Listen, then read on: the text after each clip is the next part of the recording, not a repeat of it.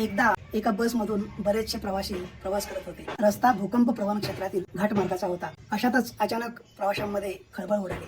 सर्व प्रवासी घाबरलेले होते. याचं कारण म्हणजे त्या बसच्या चालकानं सांगितलं होतं की आपल्या बसचे ब्रेक फेल झालेले आहेत आणि बसवर नियंत्रण करणं मला खूप त्रासाचं होत आहे. तेव्हा सर्व प्रवासी हवालदिल झाले असताना सुद्धा एक चिमुरडी मात्र आपल्या हातातलं पुस्तक वाचनामध्ये मग्न झाली होती. तिच्या शेजारी बसलेला प्रवासी अस्वस्थ झाला. तो मनाशी म्हणत होता की सर्व प्रवासी घाबरलेले आहेत आणि ही मुलगी मात्र अतिशय शांतपणे पुस्तक वाचनामध्ये मग्न झाली आहे. न राहून त्यानं विचारलं, बाळ, तुला भीती वाटत नाही का? ती चिमुरडी म्हणाली, कशाची काका? आपली बस भूकंप प्रवण क्षेत्रातून घाट मार्गाने चाललेली आहे आणि नुकतंच या बसचे ब्रेक फेल झालेत असं चालकाने सांगितलेलं आहे. ती मुलगी म्हणाली, मुळीच नाही. तो प्रवासी पुन्हा अस्वस्थ झाला आणि त्याने विचारलं, का बरं?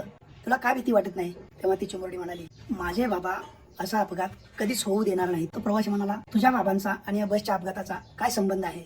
तेव्हा ती मुलगी असं म्हणाली, काका, आपण ज्या बसमध्ये बसलो आहोत ती बस माझे बाबा चालवत आहेत.